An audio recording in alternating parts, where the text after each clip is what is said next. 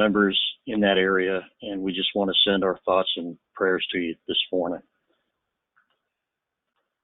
I'm Mike Pappas, CII's Associate Director for Deployment. I've been on staff at CII for 3.5 years, following 10 years of managing capital projects and 15 years of project management consulting. With me today is Jerry Seppi from CII member company EPM. Jerry, please introduce yourself. Thank you, Mike. Thank you. I'm Jerry Seppi. I'm the CEO of EPM, and we're an organization design and development company that specializes in project and program organizations. EPM has been a member company for 10 years, and I also lead the downstream committee's membership subcommittee. So that's Jerry Seppi. Thanks, Jerry. Here's our agenda for today's webinar.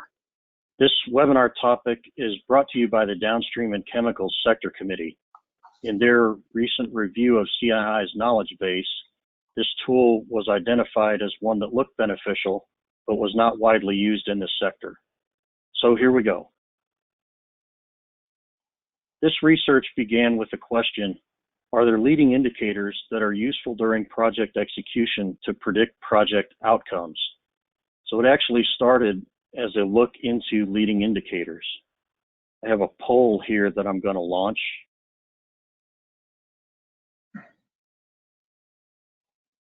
My company uses leading indicators to predict project outcomes, yes or no? We'll leave it open for a few seconds.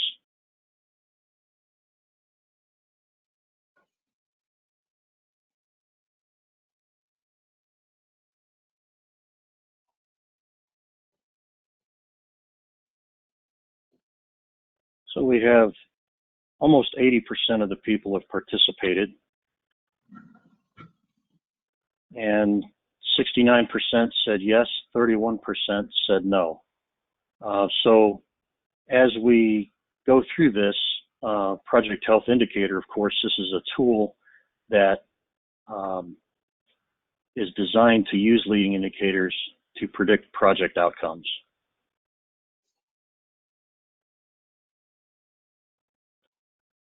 The outcome of the research was this Project Health Indicator tool, which is an assessment checklist developed as a complement to the Project Definition Rating Index, or PDRI. The idea is to use the PDRI during front-end planning, and just as a reminder, the PDRI looks at a number of risk areas related to scope definition primarily, and gives you an indication of how thoroughly you have done front-end planning for your project. So the idea is to use the PDRI during front-end planning and then use the Project Health Indicator during execution. It is intended to quantify the subjective or gut feel aspects of project performance, and it uses 43 leading indicators to do this. So Mike, 43 is a pretty interesting number. How did they get there? It's a prime number. Yeah, the research team started with about 180 leading indicators, and then they went through and removed those that are included in the PDRI, and then they statistically reduced that to the most relevant 43. So that's how we got 43 leading indicators. A few notes about using the tool that are important. One is this does not replace traditional project controls measures. It's important to keep using project controls and get that quantifiable view of your progress.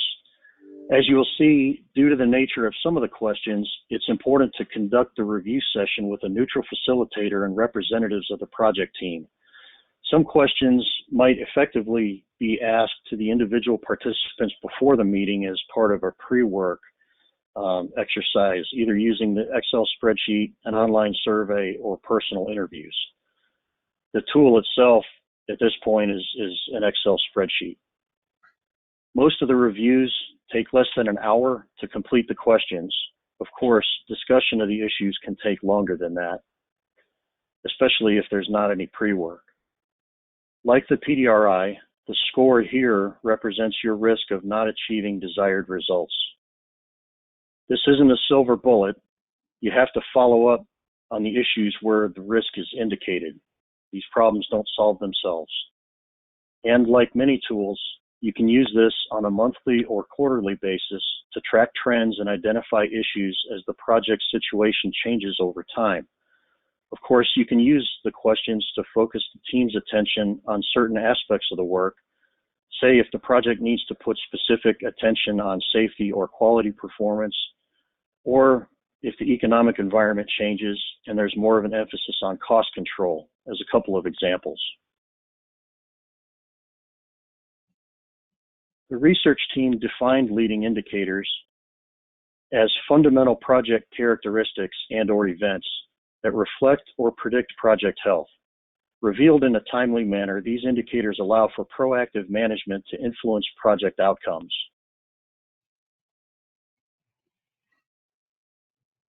Here are some examples of leading indicators in the tool. The research team chose to write the leading indicators from a negative perspective because essentially you're using this tool to look for signs of trouble. You can see the intangible qualitative aspects of the statements, and you can also see that some of the questions, the last one for instance, have some sensitivity to them. And so this is why it's best to do this with a neutral facilitator, and you may even want to send the questions to the team as pre-work to get individual feedback before you have discussion with the team. Here's a simple project timeline. Of course, we use traditional project controls during execution. We want to use the PDRI during front-end planning to make sure we've done the proper work to the proper degree to support realistic schedule and cost estimates for the authorization decision. And then you use the project health indicator during execution. Notice that the green bar fades into black because the value of leading indicators declines over time. Essentially, you run out of runway. So the project health indicator is most valuable at the beginning of execution, and although it's designed to be used throughout execution, your ability to take corrective action will decrease over time. Remember, the definition of leading indicators includes if they're revealed in a timely manner, they allow for proactive management to influence project outcomes. So this is where we got the tagline for the webinar: anticipate your project's performance and inform your action plans with the Project Health Indicator tool. Jerry, your company does a lot of work preparing for project transitions, the beginning of the EPC phase, the mobilization of construction, major contractors or subcontractors, module fabrication, module assembly, the start of commissioning. Do you think a tool like this can be used effectively to help plan for these transitions? Yeah, Mike, I love the question. Earlier, we talked about how this tool can be applied on a timing basis to try to get some regularity of its use and use it as a longitudinal metric. And also that we can use it topically if we're applying it to a time when we want to focus on safety or cost or whatever the specific metric is. But the chart shows transitional events over the course of a project, design and construction and startup on the slide. You mentioned several others. And anticipating transitions is a great time to apply this. In fact, this research is terrific to use with a peer review team, for example. It's having them come in and use these questions as part of their peer review in anticipation of a transition is very, very well done. The transitions tend to have a significant change in the work that's being done, the teams, there's a new set of people, a new set of companies or contractors who are contributing. You may be in a different geography if you're going to a module fabrication shop, for example. And all these things really contribute to these transitions being real pressure testers for the organizations. And asking questions like that exist in this tool are going to bring you some insights that are sure to be helpful in preparing for those transitions. One of the things that also happens, Mike, is that when we're readying for the shift into execution or to an engineering office or to construction, what have you, the team really feels as though it has a good bead on what's going to be required there. So here again is where a tool like this really is effectively used by someone not inside the project team, but a peer review team, an outside consultant or something along that line. You really don't want to get into a transition and then get on the back foot, because that's not a good place to be. These kinds of questions would really be effective in helping to smooth the transition into the new phase or the new stage. Thanks a lot for that. Appreciate that. Yeah, transitions, handoffs are always the critical point in our projects. These are the first 7 leading indicators to give you an example of what's in the tool. Note that these are largely organizational performance matters. Now, Jerry, your company, as you mentioned, you do a lot of work with organizational performance. What do these kind of questions indicate to you? Well, you mentioned that they have an organizational implication, and I kind of see that as a part of our work. But one of the questions that really caught my eye was number 7, regarding business goals and project objectives and priorities. It's important because those kinds of matters can generate a lack of alignment. When you're putting a team in place, if they're not squarely behind the intentions of that project, the business intentions, the technical intentions, and so on, then you run the risk of having the misalignment. Different teams in execution are going to show up and they're going to bring their own practices. People will come from agencies or other sources of staffing your project. They're going to bring the practices that they know that are in their experience and their belief system. May not be perfectly aligned or well aligned with what that project is trying to do. So asking questions like, do the business goals and project objectives, are we all aligned on those things? Are they guiding our decisions? Are they driving us? Really important question, and it will help us to put together onboarding plans and other ways, other methods to get people aligned behind what the effort is.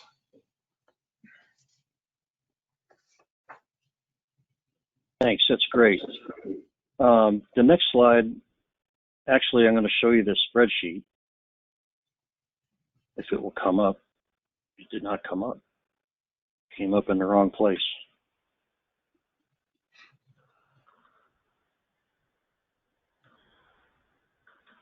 Here's the spreadsheet. So this is what the inputs look like. Get this a little bit smaller so you can see the whole thing. But you have these 43 factors, and you answer after having some discussion what kind of problems the team has basically related to that. So number 1, the project team is lacking in the necessary expertise, experience, breadth, and so forth. Does the team have serious, major, moderate, minor, or no problems with that statement? If you hover over the area here, what you get is very specific, well, more specific scoring criteria. Anytime you use a Likert scale, there's always the risk of,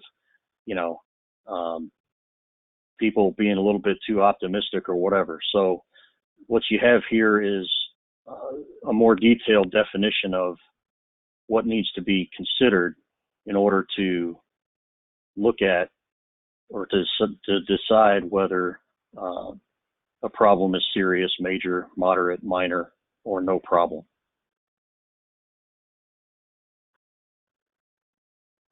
Okay, back to the presentation then.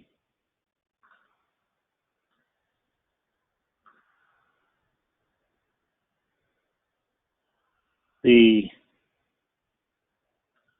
leading indicators have detailed, sorry, let me wait till that catches up with my computer. There we go. Each leading indicator has a definition, as I showed you, a detailed description of the 1 through 5 assessment scale and other useful information, source documents to look at for the project, other CII references that can help if there are issues with that particular leading indicator.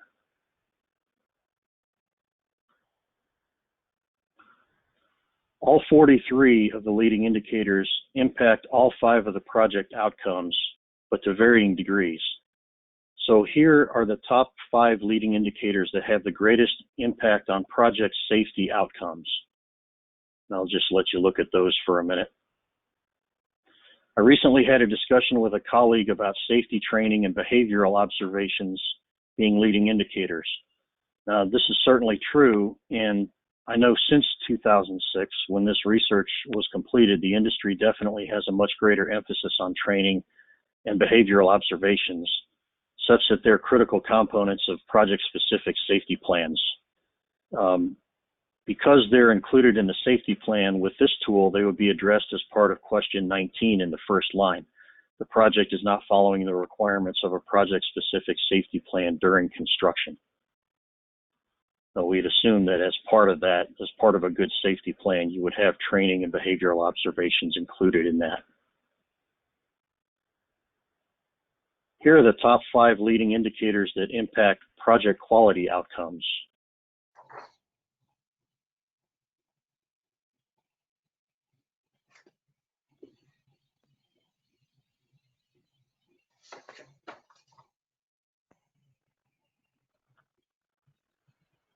Here are the top 5 with a tie down there at the bottom, but here are the top 5 leading indicators that impact schedule performance.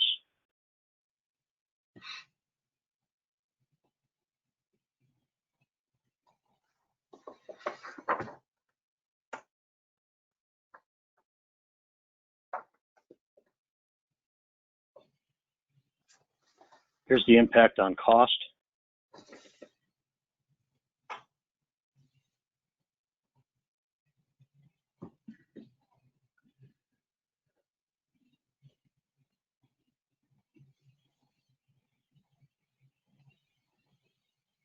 And here are the top 5 leading indicators that impact stakeholder satisfaction with the project.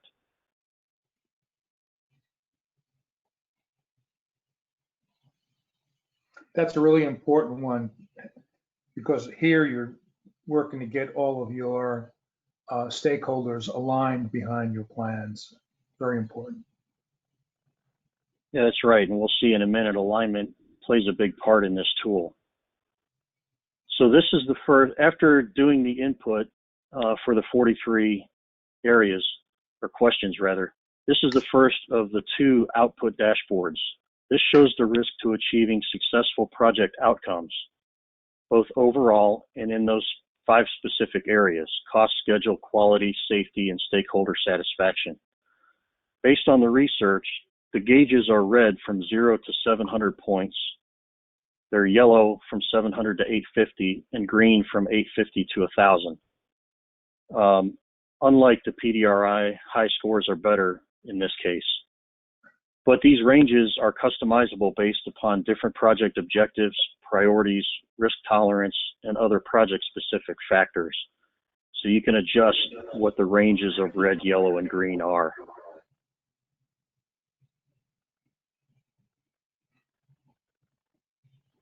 This second output dashboard shows your performance on each of 8 different project management practices. Is the team and/or the business aligned to the project goals? Are changes under control? Is the project being impacted by constructability issues? Is the contract strategy meeting the needs of the project? Is any part of the project showing issues with quality? Is the project's safety performance showing distressing signs? Are the project schedule and cost negatively impacted? And is the team's performance negatively affecting the project? Each question applies to only one of these practices, but as we said before, each practice applies to all of the project outcomes to varying degrees. So Mike, I have a question here. As you went through that, I noticed that for safety, as an example, that's the most contrast. The safety practice had a 1,000 score, which appears to be perfect, and the safety outcome had a 782. So, 792. I'm trying to see how those two outcomes, how those two dials, how they square up. Yeah, that's a good question. So the safety practice section of the survey has 7 questions in it. And so in this example, the safety practice is doing very well. All 7 of those questions would have been answered no problem. But all 43 of the questions impact the safety outcome to various degrees. So there are other areas, other things going on outside the safety practice specifically that is impacting the safety outcome of the example. Got it.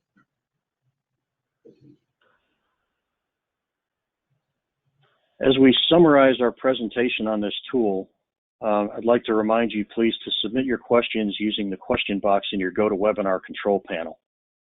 To summarize this, it's an easy-to-use, customizable tool. It quantifies qualitative measurement by converting gut feel and anecdotal information into quantitative scores using algorithms. Now, don't simply take the quantitative answers at face value. Proper interpretation requires experience, freedom from bias, and looking at the underlying questions and what leads to the score. It supplements traditional quantitative project controls measures. It predicts risks and systemic process deficiencies, both by project outcomes and project practice areas. The results were statistically correlated to success. The tool is suitable for both project use and executive level use or portfolio use, and it can be used to measure trends over time. I have a second poll now that I'd like to put up.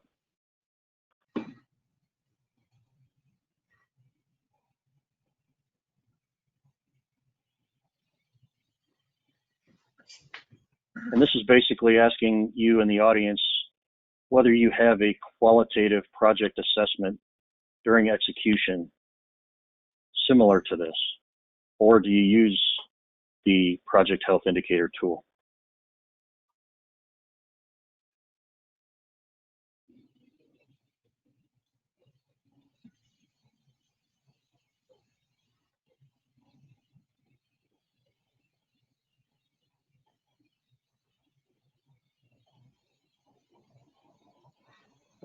Responses coming in here.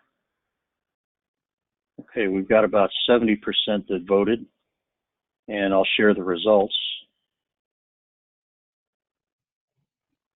64% said no, 36% said yes. So hopefully this webinar has been beneficial in showing you CII's version of a qualitative project assessment. And we encourage you to, if you're not using it, to try it out and see how it works for your company. Let's move to questions and answers now. Let's see what kind of questions we have. We have a lot of questions.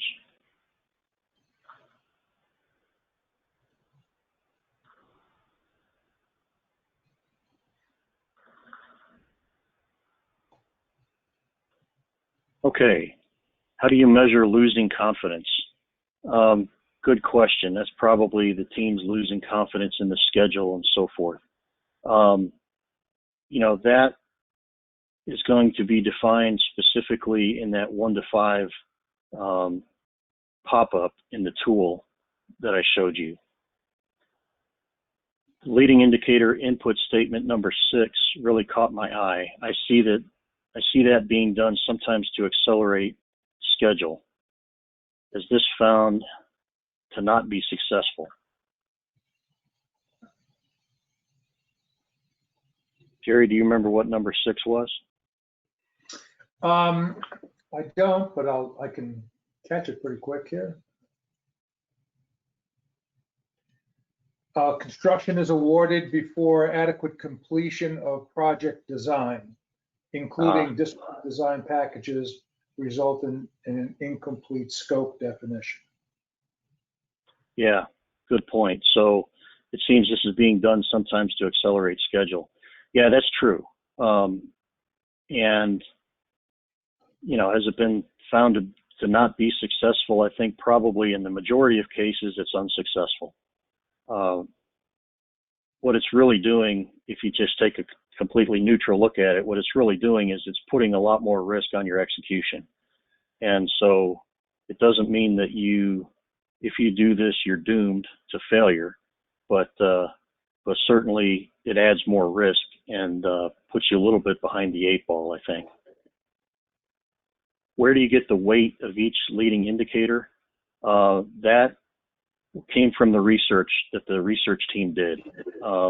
They looked at a number of different projects and determined which of the factors had the most impact on the different outcomes. So those are statistically determined. See, another question about weighting.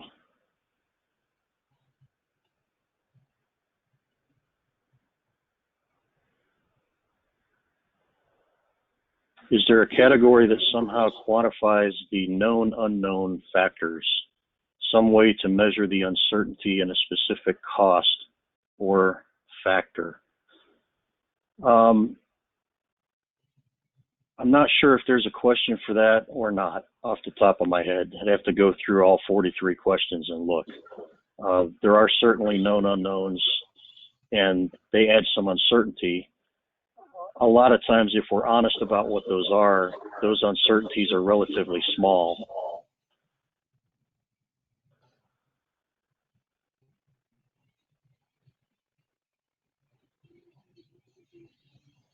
Is this appropriate for all contracting approaches or more focused on design, bid, build? Skip, I think it's appropriate for all contracting approaches. I don't think it's limited to design, bid, build. Jerry, you do similar kind of assessments organizationally. Have you found that there's a limit to the contract structure that makes this type of thing more or less effective? I'm going to go back to the commentary on alignment, Mike. It's typical, it's usual for us to be working with an owner team and getting them aligned on their role in the interaction and the interface with the contractor. In other words, do they see themselves managing the work? Do they see themselves managing the contractor? Do they see themselves managing the contract? And depending on what the contract type is and strategy of the companies to present themselves in a buying situation, they'll be different. And to the point where the people who are going to show up either in the contractor's office or in the owner's office need to be tuned to how are we setting ourselves up as an owner company and as a contracting company. So very much so, this is appropriate for varying types of contracts. And I would encourage people to be thinking through that. And key word for me today seems to be alignment. Yeah, thanks. Another question about weighting. Can I alter the weighting of the questions based on project priorities? No, Jim, I don't think that's possible. Well, actually, it's not designed to be. Let's put it like that. Certainly, you can get in the Excel spreadsheet and mess with it and change that, I'm sure, but it's not designed to change the weight of each question. Another question is changing the 700 score range just changes the basis of the tool and may make things look artificially better to management. Is that realistic? That's a great question, Rick. Certainly you can misuse the tool, right? We can always do that. Go through, look what our score is, and then adjust the colors so that we look good. But that's certainly not the intent. I think the ability to change the color scale is more toward Jim's question. If you think about project priorities, for example, I might have a cost-driven schedule, or cost-driven project rather, where schedule is a secondary priority. If it's extremely cost-driven, then I might actually raise the red level up above 700 a little bit. I might take the schedule scale and move red down a little bit because, my priority is cost, and if it is a little bit late, maybe that's okay. I certainly think that I would personally leave those color ranges alone unless I had a real good reason to adjust them, and that would be based on the project priorities. But also, you'd want to do that ahead of time, not after the fact. Mike, there's a little bit of the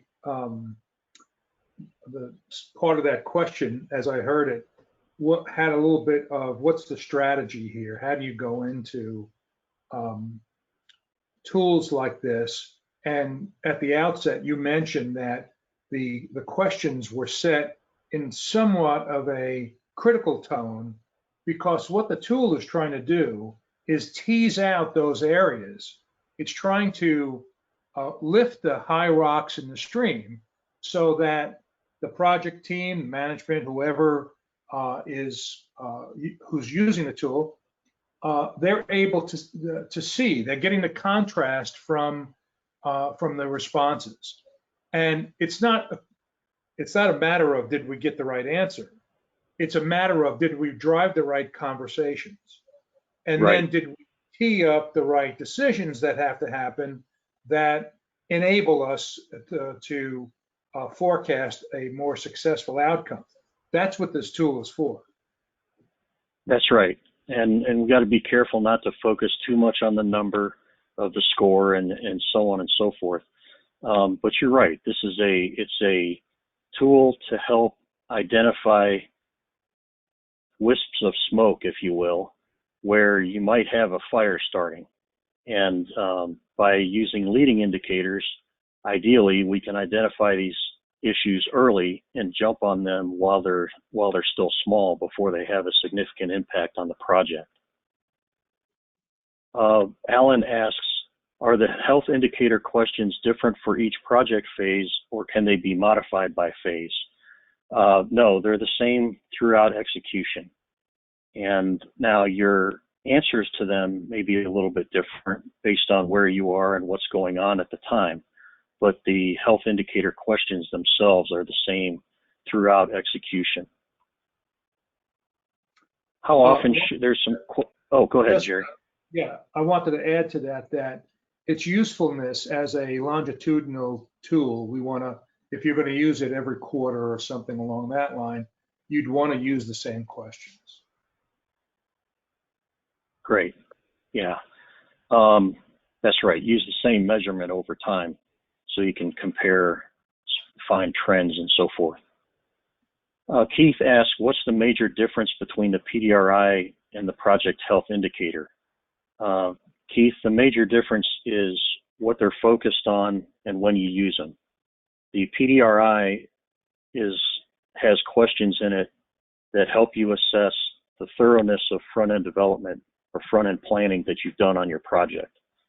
And that's designed to be used throughout the front-end planning process to make sure that by the time you get to project authorization, you've done enough work thoroughly enough to support a good cost and schedule estimate that when you take that to project authorization, you actually have a chance of meeting that estimate. meeting that commitment. The project health indicator is, you can almost think of it as two volumes, right? The PDRI is volume 1, you use that in front-end planning. The project health indicator is volume 2, you use that during execution, okay? There are some questions here about the frequency of the PHI. How frequently should we use it? What should the frequency be in a 3-year mega project, and so forth? I would normally say monthly or quarterly, okay? For projects that have a relatively short execution period, monthly might be a good idea, but in a lot of cases that might be too much. Usually on longer projects, once a quarter is pretty common for these kind of qualitative health checks. Here's another thought, if I may.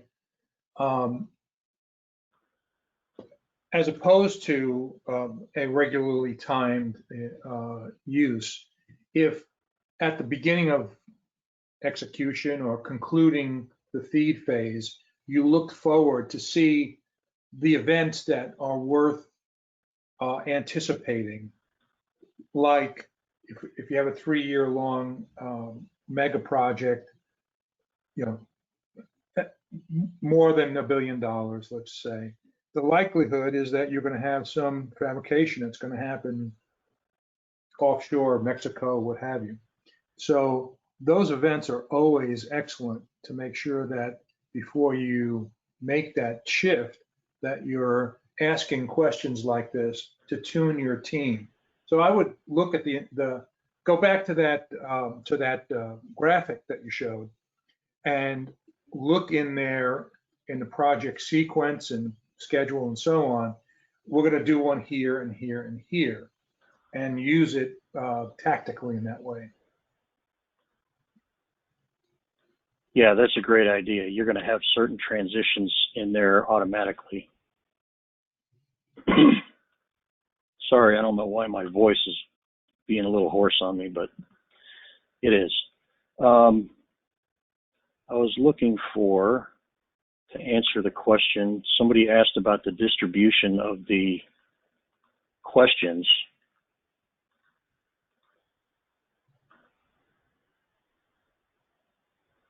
And so I'm looking for that. Where are they?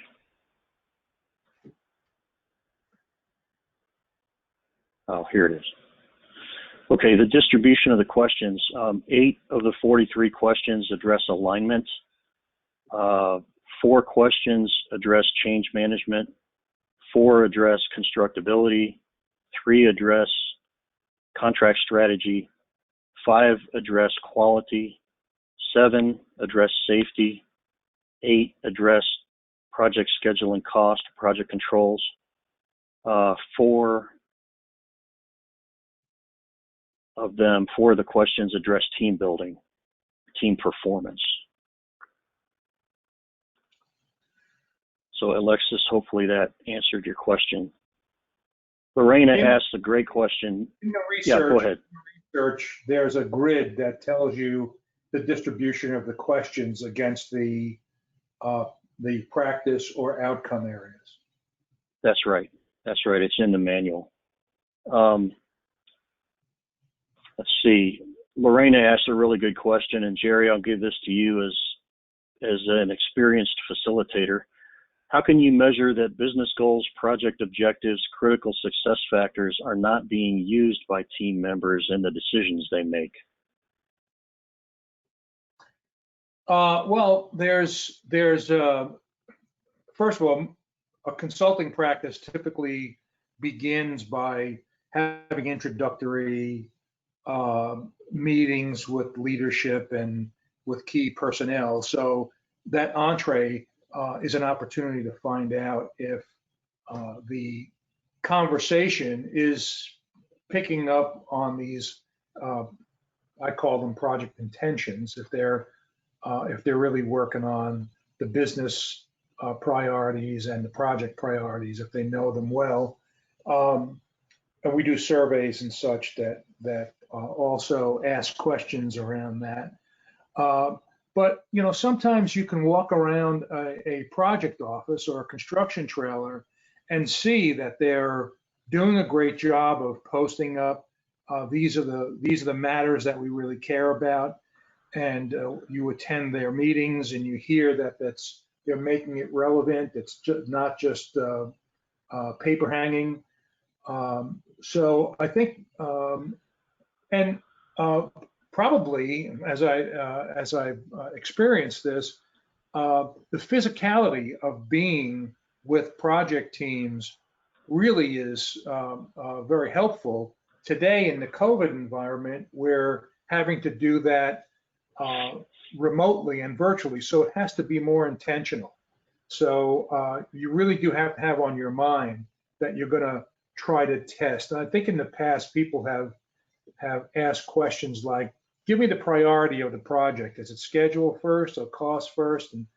But today, the reality is that the priorities are much more subtle than that.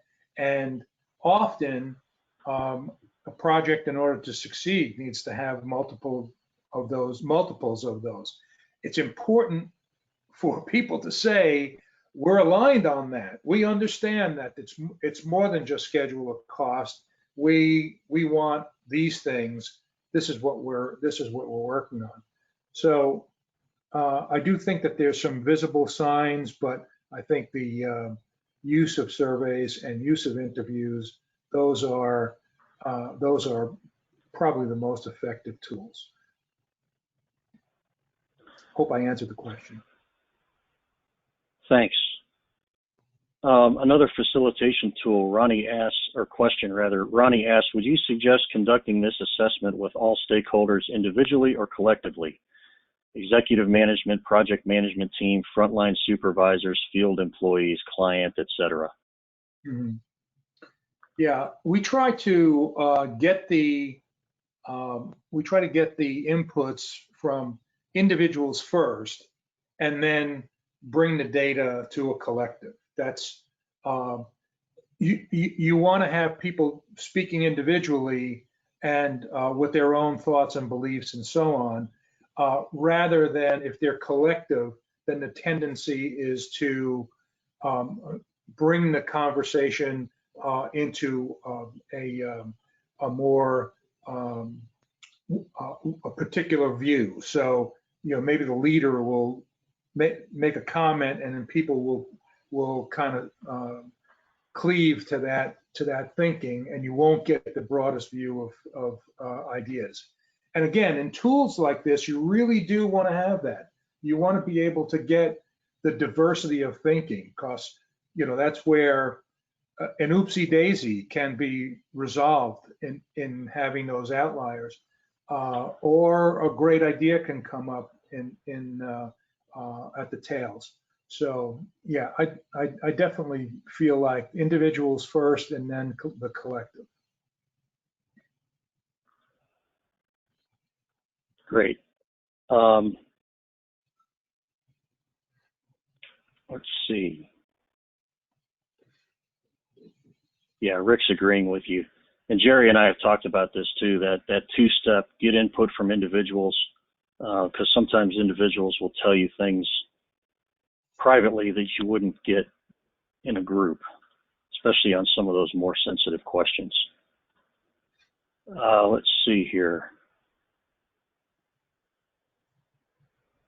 Is there a method to using the tool for multiple input from multiple people? It appears to be only used by one individual. Yeah, you're right, Glenn. It's an Excel spreadsheet that's set up that way. So you could either put it online as a survey, or you could send it to different people and have them score their own perspective on it, and then pull that together for the discussion. Let's see. Do we have a separate construction readiness review tool? Yes, we do. And it's called the Construction Readiness Tool. And it's available on our knowledge. Oddly enough, Construction Readiness Assessment Tool. And it is available. The downstream sector Mike, I'm proud to say that the downstream sector developed that research, and we recently put it out. It was presented, and we've used it in clinics like this. Yeah, that's right. And so we have, that's available on our knowledge base on our website. Also, if you go to our blog page, which you can get to from our homepage, if you go to our blog page and go back, I want to say April or early May, we did a webinar on the construction readiness tool. And Right. so that's available for you to watch also. Jeremy asked, how does this interface with the construction readiness assessment? Okay. Do you recommend using both? And can anyone within or outside the team facilitate these tools? I would recommend using them both because they're two different assessments. The construction readiness assessment is more, I would say, hard questions. You know, what's your material status? You know, what's your contract look like? Do you have the right personnel? And those types of questions to say, am I ready for construction? This tool is really based more about team behavior, organizational behavior type issues, and converting those qualitative, subjective things to a more quantitative perspective so that we can look at them and assess how those things look on the project. Let's see. Hey, Mike, it's Jenny. I just put the link to the construction readiness assessment tool in the chat for everybody. Oh, great. Thank you, Jenny. Of course. How would the lack of using PDRI influence the outcome of the PHI indicators? It seems like this could be used as a standalone tool. Is there information that carries over from PDRI to the project health indicator? Yeah, that's a good question, Stanley. I would say that this can definitely be used as a standalone tool.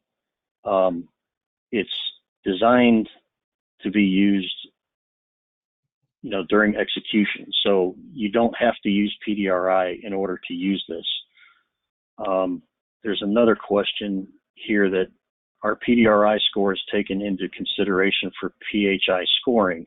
For example, two projects with the same project health indicator scores, but different PDRI scores, the one with the worst PDRI score might have an impact on the performance also. Yeah, Henrique, you're right. To answer your question specifically, no, PDRI scores are not taken into consideration in the project health indicator. They're two separate scores with two separate sets of questions.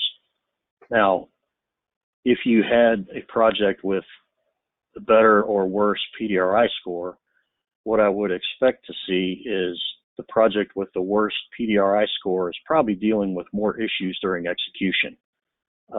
Although that project health indicator score could still be fairly good if the team is dealing with those issues. They're just probably dealing with more of them than a project that had a good PDRI score. The PDRI really tells you how well you're set up for success in execution. You know, are you set up well, or are you behind the eight ball?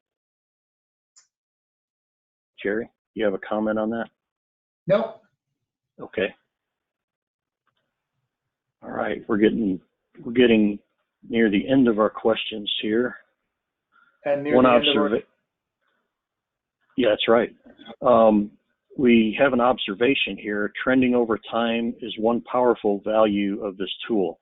Documenting the discussions, specific corrective actions taken over time leads to an excellent source of data for lessons learned that can be highly beneficial to future project teams. Yeah, that's right, Tad, and that's the whole purpose of it. Good thought. Yeah. Let me just check here, see what we have recently. Is there a way to input a weighted? Yeah. Go ahead. No, you have the question, so please.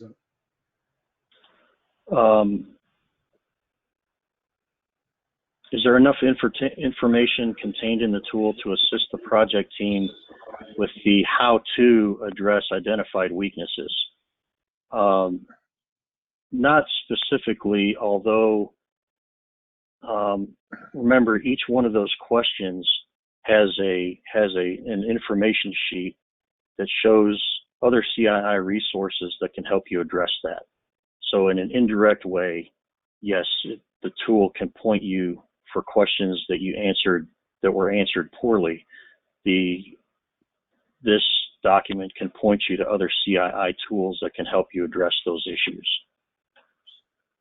I would pile on to that answer to say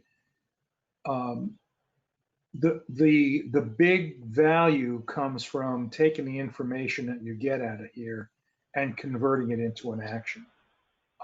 That's a step Absolutely. that too often is missed. Okay, we think we know, so the problem is in our control.